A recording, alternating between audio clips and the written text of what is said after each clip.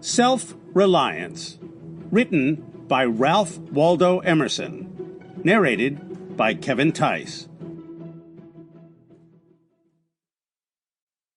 Man is his own star, and the soul that can render an honest and a perfect man commands all light, all influence, all fate. Nothing to him falls early or too late.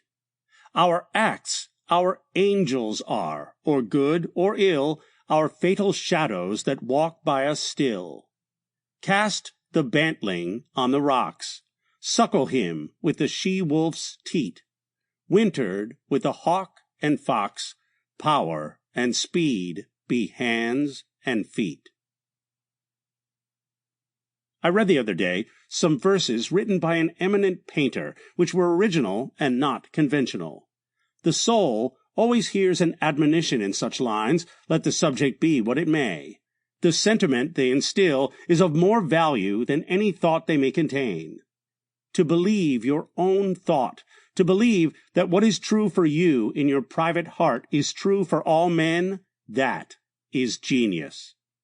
Speak your latent conviction, and it shall be the universal sense, for the inmost in due time becomes the outmost, and our first thought is rendered back to us by the trumpets of the last judgment. Familiar as the voice of the mind is to each, the highest merit we ascribe to Moses, Plato, and Milton is that they set at naught books and traditions, and spoke not what men, but what they thought. A man should learn to detect and watch that gleam of light which flashes across his mind from within, more than the luster of the firmament of bards and sages.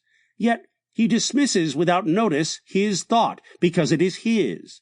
In every work of genius we recognize our own rejected thoughts. They come back to us with a certain alienated majesty. Great works of art have no more affecting lesson for us than this.